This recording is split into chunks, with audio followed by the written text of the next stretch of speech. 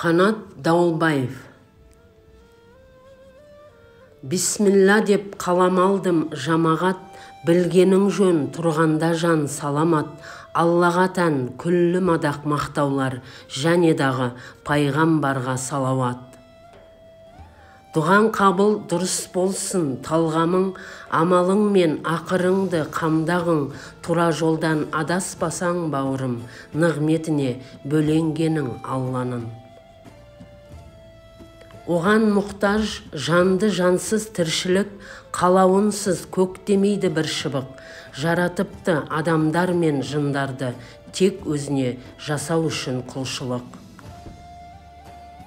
Ғибадат қыл алдын алып азаптын, ислам діні ізгі асыл ғажаптын, кәусарынан сусындасаң, иншалла ақыреттік қиындықтан азатсын. Ей бауырлар, ұмытпайық мұны біз, 5 нәрсеге негізделген дініміз: иман, намаз, ораза мен зекет қаж. Бұл 5-еуін парызым деп біліңіз.